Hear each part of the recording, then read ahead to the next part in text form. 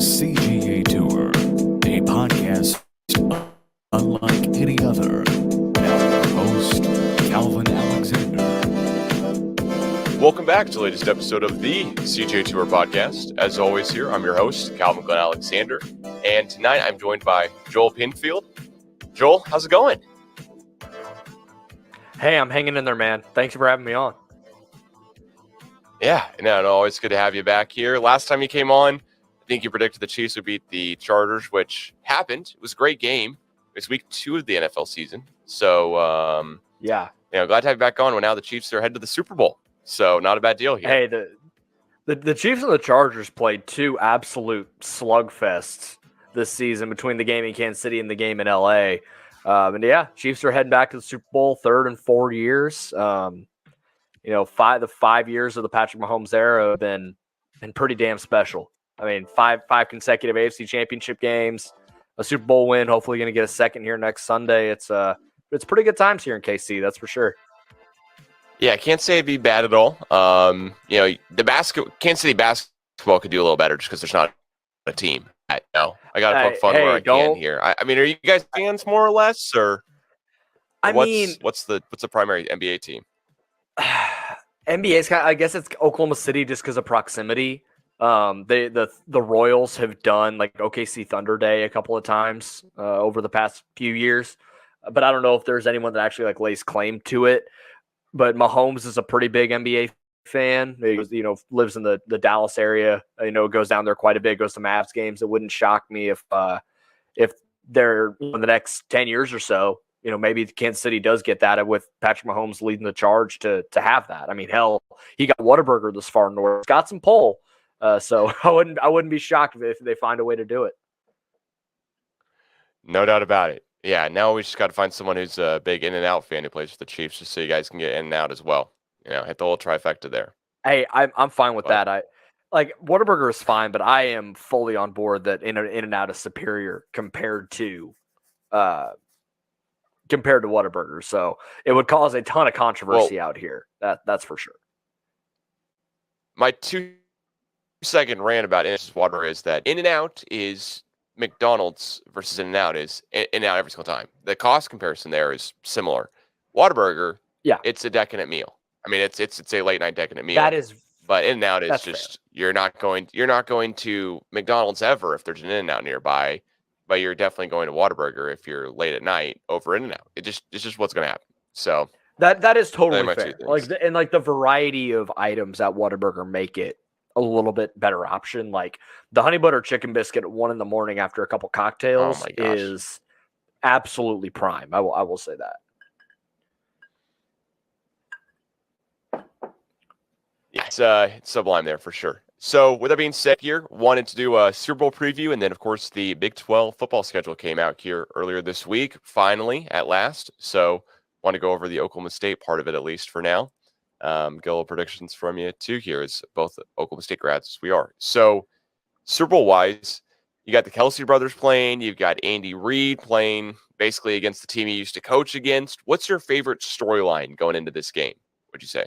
I do think it is the Kelsey brothers. I think that is a really cool storyline. They're the first team, brothers that are playing in the Super Bowl. The Harbaugh brothers coached against each other, but this is the first time that the brothers have played against each other in the Super Bowl. And with them starting the podcast this year, New Heights, which is absolute prime listening, even if you're not a Chiefs or Eagles fan, just hilarious. They're so good at what they do. I've been doing podcasts for 5-6 years, and they're infinitely better than me already. A year into that, I'm like, come on, man, that's just not fair. You're already Hall of Fame football players. I got to have something over you, and I don't even have that. But those two, for sure. And it's not just it's a good story because they're on the team. Travis Kelce is the best tight end to ever play the game, and Jason is one of the best centers to ever play the game, and both are certainly on Hall of Fame tracks. Both can really cement themselves in Canton with a second Super Bowl, depending on who wins. So I would say that one. The Andy Reid factor is interesting. It doesn't seem like he holds any ill will for the way things ended because he got fired at the end there. I think he went 4-12 and the Eagles fired him. Comes to Kansas City and has been there ever since. But I do think Andy is going to have a little, it's not like a grudge, but he's going to pull out his best game script for this one. It's obviously the Super Bowl. It's coming off a bye week, and it's against his former team. So that storyline is certainly up there, but I think the Kelsey brothers one is better. Yeah, I got to say, I did it with you on the podcast front from the Kelsey brothers. I've listened to several of their podcasts. I am not an Eagles fan. I'm not a Chiefs fan, as anyone who listens to CGA Tour here knows. And it's a phenomenal, good time. I love it when media is just having a good time at the end of the day. I love the Chargers media for several reasons. I think they do a great job social media wise because they're having fun. They're with it funny. At the end of the day. They are, and they that's are really why I love that New funny. Heights podcast too. Yeah, it was. It's always just great whenever media's having fun with it at the end of the day, especially when you're a player. Like the player side of it is either, okay, here's some hot takes, or here's some, here who's you're having on, and here's how it's fun. And at the end of the day, like, I mean, the hot takes from NFL players currently in the league can only be so hot. Like, they're not going to roast their own guys. They're not going to go in and talk about their own stuff. And if they are, probably something we've already before. I mean, they kind of toe that line because it goes back to kind of this revolving club, something not that hot of a take. So I love it when they have fun.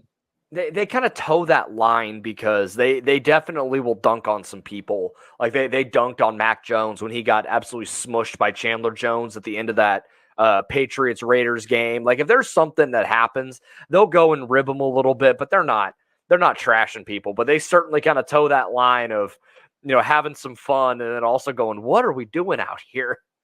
I think that they did it to Ezekiel Elliott too for that whatever stupid trick play, the 7-on-7 trick play that the Cowboys tried at the end of the Niners game. So they definitely have a good time with it, and it's a fraternity. So they're gonna go out and they're gonna give some guys some hell if they really need to. Yeah, which to me at the end of the day is just an awesome deal. The other thing I want to ask you about too, of course, is to get your Super Bowl pick. I can't think there'd be a reason to use a Chiefs fan picking against, but do you have any hesitation here with Mahomes with the ankle a little bit, or with the receiver depth now, or anything like that? I'm thinking about the game. I'm not worried about Mahomes at this point. I mean, he still was fairly mobile. He still was able to manufacture out of structure, which was kind of the worry for Chiefs fans. Is part of what makes him so great is, yes, he can kill you from the pocket, but his ability to extend plays or just kind of schoolyard ball it if the primary play isn't there and just make something happen out of the pocket. We didn't know what kind of ability he was going to have with that, and he still was able to make some plays doing that. He won the game on that 3rd and 4 scramble. I know Osai had the penalty with it, but he was able to scramble out and make the play to put the Chiefs further into field goal range. So, and he was already playing pretty close to 85-90% at that point. 2 weeks, he's going to be about as close to 100% as you can get. So between the two quarterback injuries, I think Mahomes is a little bit further along. Hurts' shoulder injury really worries me in this game because he has not looked right in the playoffs at all. The Eagles have just dummied the two teams they played so that he didn't have to throw. He didn't have to get into a shootout. So that is the interesting factor. When it comes to the wide receiver injuries, it sounds like Juju's going to play. Like knees, like he just kind of banged knee on, I think was what happened. Being careful with it. Sounds like he's going to be full go. Kadarius Toney, I think it was a minor sprained ankle, nothing too serious. They were really just being careful with him. He's going to play, it seems like, as well. I think he was a limited participant today. So having those two back really helps. They're going to have Justin Watson back. He missed the last illness, and Hardman's not going to play. Sounds like he's done, which is unfortunate because he has another element with kind of the. But the Chiefs were down to Marquez Valdes-Scantling, Sky Moore, who's a rookie, and Marcus Kemp, who has been a practice squad or special teamer pretty much his entire career. Coming into the game on Sunday against the Bengals, he had 4 career catches, and he had 24 career tackles. and he got a huge gotta have it 3rd and 11 catch to help extend the drive, and ultimately led, I think it was the end of the drive where Marquez caught the touchdown pass. And eventually, and at the end of the day, the Chiefs also have Travis Kelce. So there's still going to be options. Guys may not be playing at 100%, but it's still the Super Bowl. They're going to try and get as many guys in there as they can. And if the Chiefs are able to get Juju and Tony back, I feel a lot better. And even if we just get Juju back, I think having that big body, physical X receiver, along with what Marquez can provide, Sky is really going to have to step up as a rookie. Made a few plays during the season, but hasn't gotten a huge workload. So this is a huge spot for him. It's going to be interesting, but they could stick me, you, and somebody else out there with Patrick Mahomes, and he'd still probably throw for 300 yards and 2 touchdowns. So we'll see. But I feel a lot better about it as the week has progressed. Thankfully, there is that bye week in between, because if they had to play on Sunday, I would be super concerned. But having that extra rest, extra time, I think it's going to end up being okay. Yeah, I got to say, I think Mahomes could hit me, and I would be open enough for him to hit me with the pass, just because he could fit anything into a tight window. I'm not saying I could get free, of course, from a DBs, but I don't know if I'd survive the hit. It's been much more of a me issue, not a him issue, granted. He's a MVP and granted, huge player. And it just goes to speak to how good he is that you and I are both going to aware. Well, you know what? Maybe we could go out there and actually catch a couple passes from him if needed, but more tongue in cheek there, which I love at the end of the day. That's why you just catch the ball. I know the game's down. in Glendale. Yeah, exactly. You just dive, you get down real quick. Well, I know the game's in Glendale. It's indoors. It's actually where Oklahoma State played the Fiesta Bowl last year, so a little bit of tie-in there as well. I think the field is made by Oklahoma State, or it's conditioned by Oklahoma State students or something. Yeah, grads there, which is just no, tie-in. that was the grass. So that was the grass for the Chiefs game and the Eagles game. Whatever turf they have in Arizona is different, and it's terrible because there's been so many injuries on it all season long. The Chiefs actually had multiple guys get hurt because they played their week 1 against the Cardinals. And Butker got hurt in that game. He slipped on it. Trent McDuffie, rookie corner, who had played really well in that week 1 game, he slipped and got hurt and tore up his hamstring. So it's gonna be sketchy. I won't lie. It's kind of sketchy, the fact that Arizona is getting that and they're playing on essentially the same field. Yeah, the only issue I have at all with the Super Bowl here whatsoever is that I like when the Chiefs wear red. I think the red Chiefs unis are sick, and the Eagles I grew up as a Dallas Cowboys fan. As much as I want to say I'm a huge Chargers fan, I am, of course, love the Chargers here. But grew up in Oklahoma, going to become a Cowboys fan, especially my dad is. And I'm never going to like the Eagles because of that. I'm never going to like the Eagles, never going to like the Eagles colors, never going to like anything of that. I'd rather them be wearing white and the Chiefs be wearing red, just because, I've been a Chiefs hater, quote unquote, or a Chiefs disliker, I think is a better way to say it, because they beat the Chargers every time they've needed to. But that's what's being said here, is that, neither team has announced which color pants they'll be wearing, but, I would assume, Chiefs wearing the white and Eagles wearing the green. Sounds like. So I think the Eagles are going green on green, and then the Chiefs are going white on red. There was hope that the Chiefs were going to wear white on white, which I think is their best uniform. But they're wearing white on red, which is still going to look really good. I think that combination is still going to look really nice. But yeah, the fact I don't care what uniform they're playing they're playing in the Super Bowl, and I just want to enjoy that, and we'll go from there. Maybe them wearing the white jerseys instead of the red will knock off some of the sting and some of the juju from the beatdown that the Bucs put on the Chiefs' backup offensive line in the Super Bowl a couple years ago. Well, I was going to say here, I think it's good that the Chiefs are wearing white, because 15 out of the last 18 Super Bowls, the team wearing white jerseys has won. So Chiefs wearing white again is only a good sign here, I would say, at the end of the day. There's your Super Bowl fun fact for everyone listening, at the Super Bowl party on the 10. And again, small issue, but that's the only issue I have at all, just because it's a jersey deal. Of course, I do wish the Cowboys were playing the Chargers, but you know what? That's just never going to happen in my lifetime whatsoever. Other Not things until here, of not course, until is Jerry either croaks or retires. yeah, or hires an actual GM. You know, could do that too instead of could replace himself and his sons and just actually hire a general manager who's owner GMs generally don't work out too well. So No, yeah, no. it's what it is. Not a lot of GMs would have signed Zeke Elliott for the money they did, anyways. But props to Zeke, he got paid. Good for him. And enough with the Cowboys talks here, I guess, in the day. I know it's, Greg Olson and Kevin Burkhardt are going to do, basically the assignment here for the broadcast team. And no Tom Brady yet, at least, because he just did retire. Did you want to give maybe a couple minutes to say, how much you are happy that Tom Brady's out of the league finally or are going to miss him either way?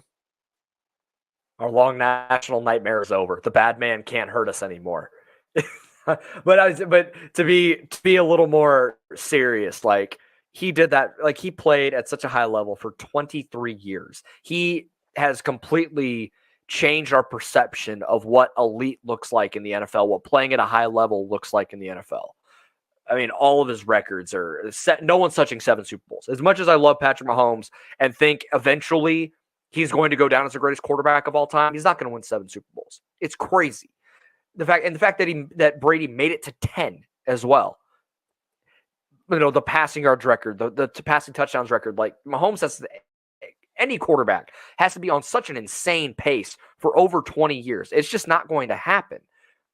The fact that he was able to do all of that and leave on his own terms. Like, it's not like Peyton Manning at the end or Drew Brees at the end where it was so awful and they couldn't throw the ball more than 15 yards that it just needed to be over. He's leaving when he probably could still go and play and make the playoffs next year for the Dolphins or the Raiders or wherever he wants to go. So there is something to be said for that, of going out, not necessarily on top, but on your own terms in a league where most guys don't have that opportunity. And now he's going to go and make a crap ton of money at Fox. And I bet he's going to be really good in the booth. Like right away, I think he's going to be really good. Even if they don't put him on the A squad, he's going to become more likable as time goes on. And I hate that. I just want to hate the guy because for basically my entire life, he has ruined my football fun. And I've rooted against him for 23 years. And I just want to keep doing that. I don't want to like the guy. But it's going to get to that point, and it's going to feel kind of gross. Yeah, I got to say, he's not my favorite NFL player to ever watch. He's definitely not in the top 50. But at the same point, I know I know what his credentials are, and I know that's what Jalen Hurts was like, not even 2. I think several other NFL players. Mahomes might have not even, I don't think Mahomes was even 5 when Brady's first took his NFL snap. So Mahomes to be playing in the league. 4. Yeah, because he's 27. Yeah. Yeah, so it's crazy longevity, as you said. It's crazy longevity with also getting 7 Super Bowls, with switching a team, basically walking into the Bucs franchise, which that roster when he walked in was really, really good. The roster this past year, the offensive line wasn't there, and the running backs weren't really there at all. But that's not on him. I mean, that's not part of his game. He could have played better, of course. I'm sure he'd say the same. But it's incredible how well he did for how many years, too. And I do agree. I think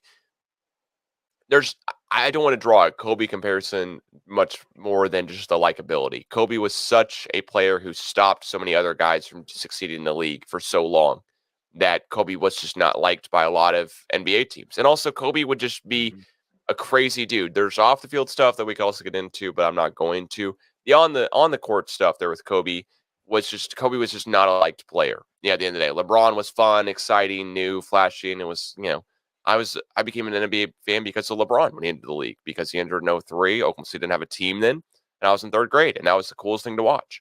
But then, of course, after Kobe retired, and you see every podcast clip and all type of stuff, and his legacy really lives on through that. He became much, much more likable. I think Brady, of course, will have the same deal. He'll be good on podcasts. He'll have his own. Him and Edelman will probably have their own podcast here before too long, I could see, to really kind of improve the likability standpoint, not because he needs it, but because when you're driven that much by how good you are at a sport, you've got great things to say and great things to teach others. And when you're that good for that long, you've of course got stuff that you can, preach into the, basically into the media universe. and let everyone know exactly what you're thinking. So great deal there as well. So this is kind of the interesting thing, just as we look not only kind of on back on Brady's career. Do you think, and kind of looking forward, as because someone is going to pop up and try and take the crown of Tom Brady as the greatest player of all time? Like it's an inevitability in sport of football. And obviously, being a Chiefs fan, I think Patrick Mahomes is on that path. If he wins the Super Bowl on Sunday, that's 2, and that's 3 Super Bowls in 4 years that he's been to, 2 MVPs. There are only 4 quarterbacks in NFL history that would have 2 Super Bowl wins and 2 MVPs. It would be Patrick Mahomes, Peyton Manning, John Elway, and Tom Brady. That's it. So there's already on that trajectory along with the gaudy stats. Do you think if there was someone that could take the crown, and I think it could be Mahomes, do you think I think Brady will be more of like a Kareem at this point, like where it's not only the longevity, the compiling, but or like a Bill Russell type, where it's the longevity, the titles, the MVPs, all that, but the accolade but the stats at some point get passed. Do you think it could end up being something like that, or do you think it'll be more like a Michael Jordan, where no matter who comes up, like no matter who comes with the crown, even if somebody is clearly better, people are still going to just cling on to Tom Brady for pick a reason, right?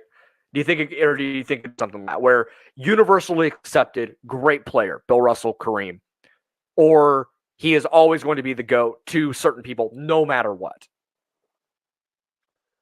I think he'll always be terribly. He's trying to pull the NBA. No. I think that's a great question though, because at the end of the day, I think of MJ as the GOAT, but when MJ won all of his titles, I wasn't even 7. I mean, he won his last title in 98. I was 5, right? And so I'm thinking through and I'm like, oh my gosh, like, was MJ really the GOAT? Like, I've only watched LeBron play. I've only watched Kobe play, like, live. Like, I wasn't at 5. I don't remember anything from my life, basically. I mean, I remember some stuff, granted, but like, not really.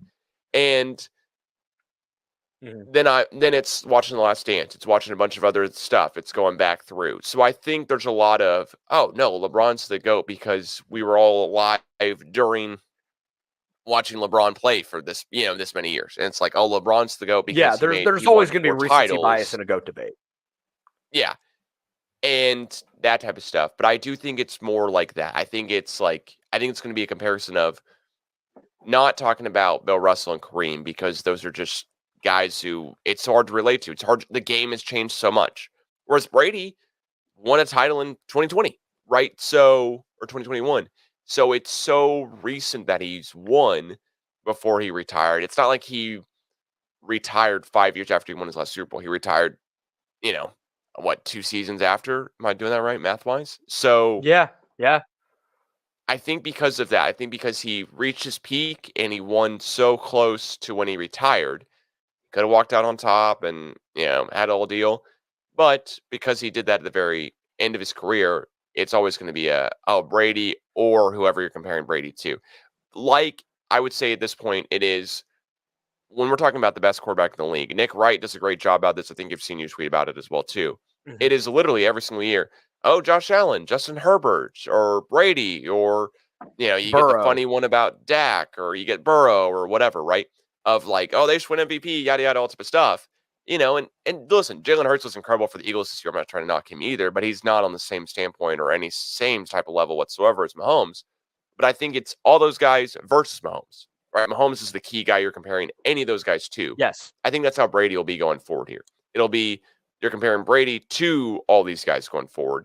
And I give a ton of credit to Mahomes because he's such a good player, but there's going to be the guys who are going, oh, well, Brady was so good because he had Belichick.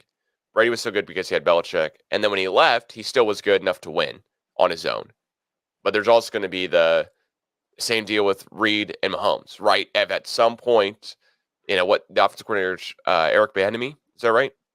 For the Chiefs? Yeah, okay, so yeah. So here's my counterpoint to that. I think that's the only conversation that would happen of why Mahomes wouldn't be the greatest ever, is that if in like year 20 for Mahomes, it's, oh, okay, well, he's had Reed for 20 years. Maybe it's Reed. But that's the only way at all. It's not going to be, okay. And I think that's the only way that we bring this comparison more together is because you're just paired up with a Hall of Fame head coach. So here's my counterpoint to that, and I'm not trying to make the GOAT debate right now with Mahomes. I think he's on that path, and I do think he is easily the best talent the game has ever seen. I don't think that's deniable. I don't think anybody can deny that. The difference is Belichick is a defensive coach and Reid is an offensive coach. So of course, the quarterback coach pairing is going to take off like naturally, especially with the way the game is moving. It was Belichick's defense that really led the way like the first 5 years. If you look at those 3 Super Bowls they won, like they scored one. Eric Mangini's talked about this. You know how many offensive touchdowns the Patriots scored in that first Super Bowl run? 1. And it was in the Super Bowl. Was that Brady? No, he was on the team. The second Super Bowl, he makes the game-winning drive, but it was not him that really led the way. And then they shut out the Eagles or just ran roughshod over them in the third one. I'm not trying to diminish Brady, but what I am saying is there is a huge reason why they got those first 3 was because of Belichick. Now, Brady obviously elevated, and as the game progressed, he went with it as the game moved more towards offense. When you look at the Chiefs over these last couple of years, Patrick Mahomes has never had a defense that has finished in the top half of the league in points per game, yards per game, EPA, any stat. Like the Chiefs are fine, but the reason why the Chiefs are winning and have continued to win is because Patrick Mahomes puts the team on his back. In that Super Bowl, he did not play well for 3 quarters and then rattled off 3 consecutive touchdowns in the fourth quarter. At the end of that game, Patrick Mahomes makes the play. If the Chiefs are going to beat the Eagles, it's going to be because of Patrick Mahomes, unless the Chiefs defense goes out and plays the greatest game that I've ever seen them play. So I think they're, at least early on in their careers, the reason why the Chiefs are winning is because of Patrick Mahomes. The reason why the Patriots were winning early was because of Belichick. Is that fair? Like, am I being too biased? Please let me know. No. I think you're totally fair. I think that's where the GOAT debate comes down to at the end of the day. I think it's going to be because, okay, well, Brady had a defensive coach. Mahomes has an offensive coach. Is Mahomes talent-wise, you're right. Mahomes is throwing arm angles and is introducing new terminology into the sport of football, right? I mean, you and I, anyone else who's talking about Mahomes throwing the ball has to come up with new types of terms and stuff because Brady, love him or hate him, was a guy who, if he had an offensive line, great. If he didn't have an offensive line, have to see. It'd be a TBD. Yep. Mahomes, he could have the second string for the Chiefs and make it to the Super Bowl offensive line-wise, right?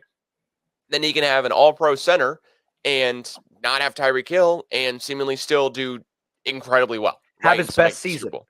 He had his best season this year by far.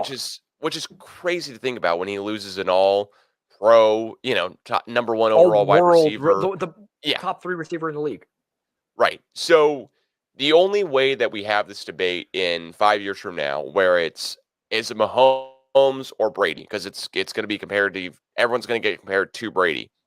The only way we have this comparison here in 5 years where it's I think it's still Brady by far and away, not it's getting close, is if it's, well, now Mahomes is maybe a product of the Reid system. And I just don't think that's coming anytime soon. I don't think anyone's got that slant or angle, but it's well, you know what? He has this great offensive-minded head coach.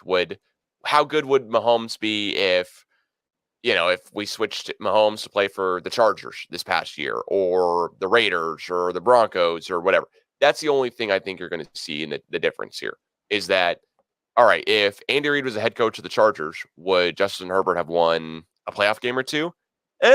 Who knows? I would hope so because I think that's what ultimately led to the Chargers' issues. But that's not a disrespect at all on Mahomes. I think that's saying how great Reid is. So I think that conversation is a fun one to have going forward, right? I mean, it's just a good one to have here. At the end of the day, like we're going to be focused on that for the next however long we can keep talking about football. Oh, no doubt about it. For the next 12 years, like that's going to be one of the main conversations. For sure. At least 12 years. Yeah. Well, with that being said, though, One guy who did play for Oklahoma State who's not playing Super Bowl, but I guess, I don't know how I'm going to tie this back in here. But Tyreek Hill doesn't play for the Chiefs anymore, but he did used to play for Oklahoma State as well. And the Oklahoma State football schedule came out for this season. That's one heck of a bad segue here, but I tried. And so season here kicks off where the Oklahoma State Cowboys, of course, have a new quarterback, a bunch of other stuff going on here. But at the end of the day, the big change here is that they're not playing one team in the state of Texas. So, except for Houston, and they're a new team. So at the end of the day, we can go through the entire. They're not playing a single on the traditional screen here. Texas school. Yeah, It's which crazy. can be said enough how bizarre that is for me to think about, because basically, hey, Texas, sorry, last time I guess we played you, we won. Now maybe they stay for the extra year here, and there actually is no buyout, but we'll see. They are. It sounds like TBD that's on that. actually going to be. Yeah. They're not leaving until 25. I would be That got announced. I would be a today. I don't little know if you saw shocked if that. the SEC doesn't find a way to help pay. So I did see that. I did see that today. I'd be a little shocked to see if that really does come to fruition, just because a year is a long time, for another schedule to go around. But who knows? And here's the Oklahoma State schedule here at the end of the day. So Central Arkansas, at ASU, South Alabama. I'm just going to break it into thirds here in the schedule, basically. What are you feeling about the first 3 games of the season? Granted, Arizona State just got an incredible quarterback recruit coming in for this season as well, too. But what are you feeling about the first 3 games here of the season? So, Central Arkansas, that should be a win. I mean, that's an FCS team. There's no reason to play with your food there. Just go win that game. I think ASU is a coin flip. Just having to travel there, that could get kind of tricky if Jaden Rashada is what recruiting sites think he is. He was committed to go to Florida before his NIL deal fell through. So obviously there's some talent there if he was going to go play in the SEC.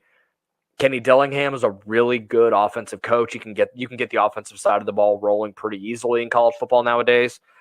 And South Alabama is sneaky good. I don't think they're I think that game, that's one where you don't want to play with your food. Put South Alabama away early.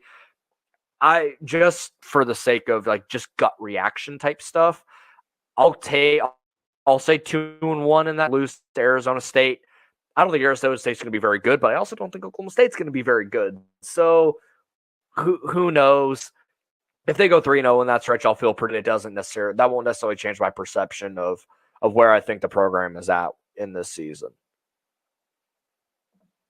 Okay. I mean, the South Alabama one here is. It shouldn't be a tough game, but it'll be a measure stick game, because they almost beat UCLA at UCLA last year, and UCLA we saw made it far in the season. They won 10 games, I think. At one point, they were. Yeah, they're not bad. South Alabama is not the cupcake like Central Arkansas is at all. Then we've got, of course, at Iowa State, which thank goodness it's at least not on a Friday. But then we've got K-State on a Friday and KU. So breaking those 3 into a section here as well. How do you feel about at Iowa State, K-State, and KU? So I don't think Iowa State is that good still. I think they're going to be better. I think they should be better than last year, but I don't know by how much, losing Xavier Hutchinson and Will McDonald. So I'll take that as a win, even if Ames is going to be really tricky to start conference play. And then you get the bye. I hate how early the bye is. Again, you have to play 8 straight games at the end of the year. We saw how well that went, or not at all at the end of the season. K-State on a Friday night. Now, the Friday night aspect of it, I think, will make it a little more interesting, but I still think K-State is really good. And even though they're losing Deuce Vaughn, they'll bring back Will Howard, who really turned things on at the end of last season. I think I think K-State ends up winning that game. And the KU game can be tricky, man. I'm of the opinion, and this might be a hot take, that I think Jalen Daniels is the best 12. And they bring him back another year in Leipold's system. That's going to be another coin flip game. I think Oklahoma State wins just because it's in Stillwater, but that game is going to be really, really tricky. I really wish that game was homecoming. I cannot say enough how I think that getting a packed Boone Pickens Stadium would make me feel a lot better against KU than it would be without. And grant, every game should be packed. We should be having 55 or whatever it is, 53,000 plus in the stands for every game because it's Oklahoma State football. But the KU game does scare me. I agree with the K-State. Will Howard, we lost to them 48-0 last year at their place. For them to come into Stillwater and I know I was there. It was awful. Different whenever Spencer's. Yeah.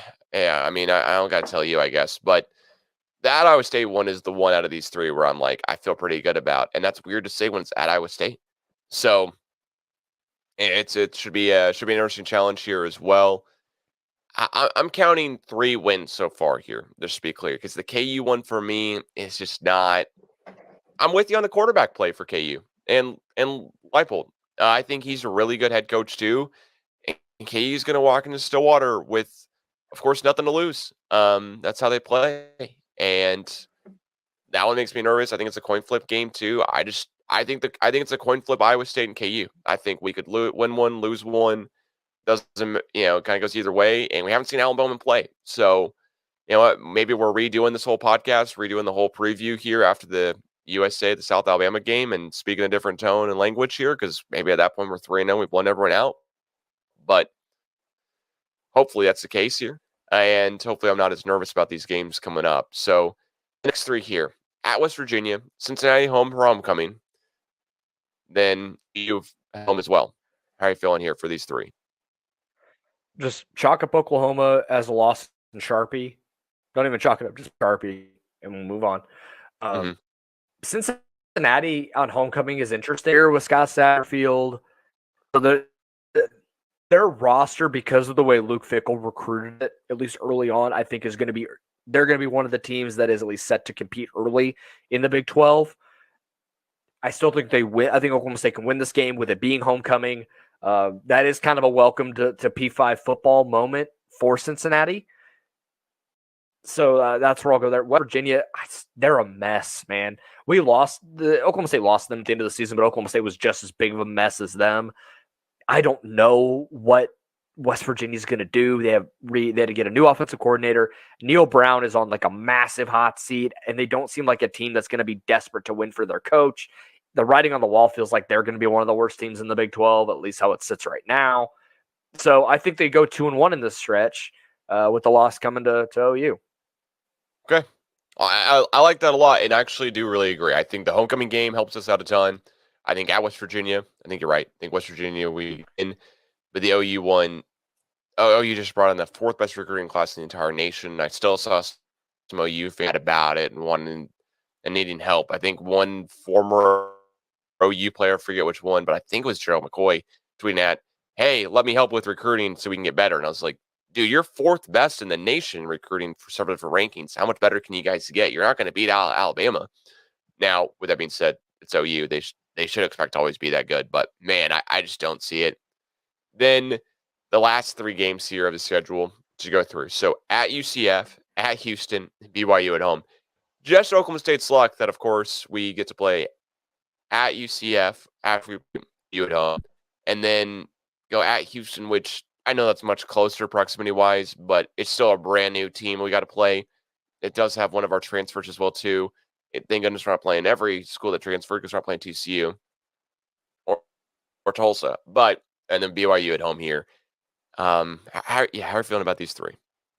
So this is tricky, and it's not necessarily because I think Oklahoma State is better or worse than UCF, but having to travel to Orlando it's not like we've seen Oklahoma State go down there before, but it's for a bowl game. They've done that, twice in the last 5 years. That's different. You're getting there like on a Friday. You're jumping a time zone. You're playing in a really nice weather in November. The bounce house, like their stadium, it's going to be rocking because they're probably of the 4 schools. They seem like they're the most excited to be in the Big 12. That's a coin flip for me. I probably lean Oklahoma State because I don't know at least Oklahoma State, even though I think the quarterback situation is rough, UCF's is probably just as bad. I don't know if they have a quarterback that can throw a forward pass. They were just letting John Rice Plumlee basically run the Wildcat for most of last season. So I don't know, and it sounds like he's going to be their guy again this year. Gus Malzahn's offense is great until you ask someone to throw, and then it's I don't know, man. At Houston, there is one game every year on Oklahoma State's schedule that is the how the hell did we lose that game? This feels like that one. Houston is a mess, but Donovan Smith is their quarterback, who I thought was really good at Texas Tech, at least raw tools. He's good. Dana Holgorsen is pretty good at coaching quarterbacks. So I think Houston ends up winning that game for some stupid reason. And then I think Oklahoma State comes home and wins against BYU on senior day. BYU is probably a year or two away recruiting-wise before really kind of competing in the Big 12, the team that might struggle the most. This is an independent, man. It's tough. They're recruiting against a lot of Pac-12 schools. They basically played a pseudo Pac-12 schedule. I think they're going to end up being fine. I don't think they're going to end up being like bottom of the barrel Big 12, but right away they might struggle, and they might struggle with some of the travel as well, having to jump a time zone, traveling east. That was a lot of the struggle that West Virginia had early on, and West Virginia still has, having to recruit with the Big 12 in a completely different part of the country. Yeah, I got to say, I defer to you on the Houston UCF situations more than anything, and especially BYU too here, because I don't know that much about those three. My gut's going to go with the same as yours there on that point, because Houston to me with Dan Holgorsen, I feel like in a transfer quarterback from a Power 5 school, they'll be in a similar position as us. It'd be different, of course, by far and away.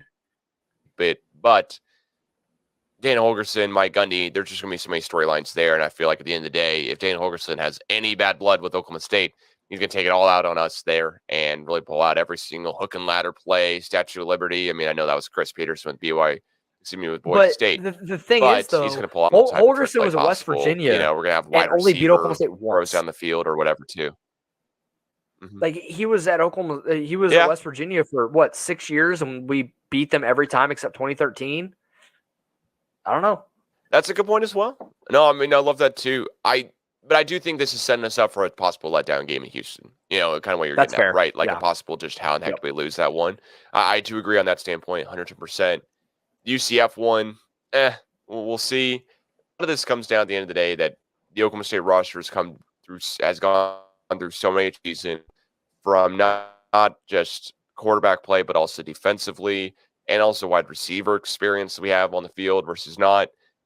Offensive linemen, transfers coming in and out. There's just a lot that is going to be tough to predict here with this Oklahoma State team for the season.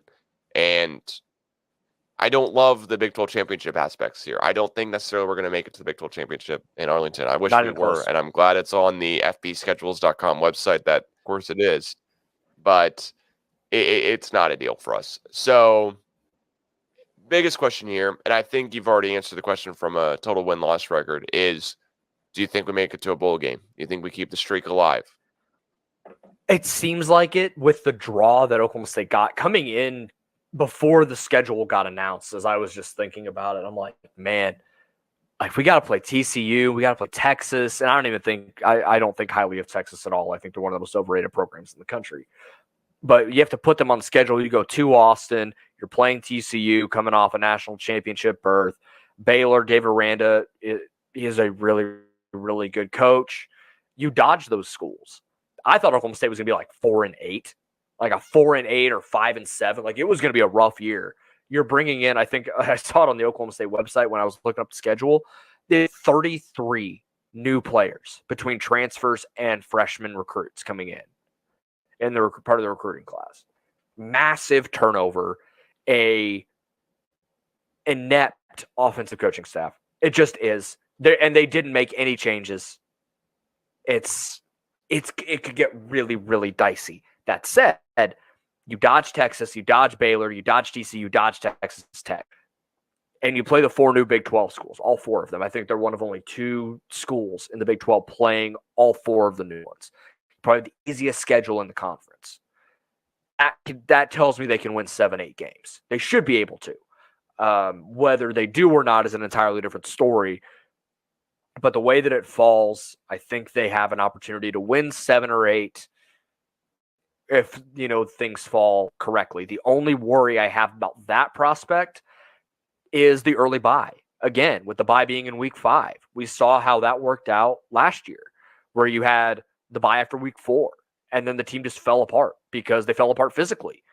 And if Oklahoma State has a key injury to a couple different spots, just like they did last season, we see they don't have the depth. They don't recruit well enough to have enough quality depth to just plug and play like some other really solid schools that play normally at Oklahoma State's caliber is one of the better in the country. Oklahoma State doesn't have that luxury. So they have to stay healthy. And if they do, then I think they have the chance to get to a bowl game and get to a semi-decent bowl game. But if they hurt like they did last season, I don't know if they can. It is really bad.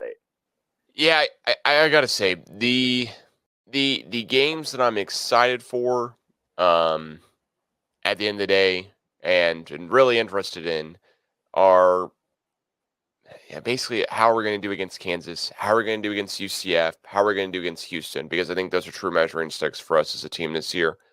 But to your point, to only add on to it, we've seen your quarterback gets dinged up as QB1. We don't really have any depth behind it. And we haven't seen Alan Bowman play. I assume he's going to start for us, of course, because Dane Flores is too young and Garrett Ringel did not show us. That's what it seems like. Promise that he's going to be the guy. So maybe I have to eat my words here. I would be more than happy to if I am and say, hey, you know what? We've got better guys here than I thought. But that early bye week might just really bite us in the butt again. So I don't know. With all that being said, I think we do make it to a bowl game, but I think it's barely. I'm really skeptical on this season here, much more because it's the unknowns versus anything else, and we have to see how all of this stuff improves going forward. And at the end of the day, like, it would be phenomenal for us to, win 8 games. West Virginia is the only other team in the Big 12 that is playing all 4 new teams. The unknowns are the big factor. Yeah, but if they win 8 games, I'm going to be thrilled. Yeah, I mean, you said it best. Be absolutely thrilled. So, I don't know, Joel. With all being said here, was there any other weird quirk you saw from the Big 12 schedule here besides Oklahoma State that you want to point out before we wrap it up here? I'll be honest. I haven't looked around at any of the others. I've really just kind of focused on Oklahoma State. I haven't seen some of the others. Is there anything you've seen that I should go check out? Because I'll be honest, I haven't looked at any besides OSU's. The only other thing I saw was that you mentioned earlier is that we are one of the only 2 every new school, and that's the other one's West Virginia. West Virginia's tough to say the least. They play at Penn State. They play Pittsburgh for non-conference. Those 2 games are just not going to be easy. Those are one day in Pitt, or Pitt might actually is part of the Power 5 here in the ACC, and so that's really tough. But then they also have to play at TCU, and they play all the 4 new schools as well. For West Virginia, they have a very, very tough schedule overall. So theirs was interesting to me is that they just have a very tough schedule non-conference, and then seemingly they'd have an easier schedule in conference, except for they still play at TCU and at OU, which is just, those 2 schools probably, if I had to guess, are going to be facing off against each other in the Big 12 championship, if I was just really making a preliminary remark here. And the other weird things to me here from the whole schedule is that OU and Texas did not get killed by the schedule. This would have been a real great time for the Big 12 to try to stick it to both schools, especially if they're going to be in the conference for not just this season, but also the season after, for one of those 2 teams to play at BYU and then play at West Virginia or something or whatever. And that just didn't happen. And I think I saw a couple people just get annoyed that TCU's got whatever schedule they have it being easier or tougher. So at the end of the day, it's a weird deal. I'm excited here to see what happens with Oklahoma State football and see how we do, because I think pretty good. I think we should hold it down real well. But Joel, want to say thanks so much here for join me on the latest episode of the CGA Tour podcast. Please follow at the CGA Tour on Twitter and Instagram for more. And please follow at JT Penfield. And I'll have all his stuff later linked below me on it. But yeah, Joel, I was just saying thanks so much here for joining on the latest episode. And where can everyone find you and listen to more of your takes and stuff like that here as it goes with Kansas City sports in general? I know you're a big Royals fan at the end of the day. Well, I think I'm having a little bit of internet connectivity issues here on my end, but please follow at JT Penfield on Twitter and make sure you get Joel's insights. Of course, if you're a big Kansas City fan, Joel is the guy to follow. Big Oklahoma State fan, great follow as well too.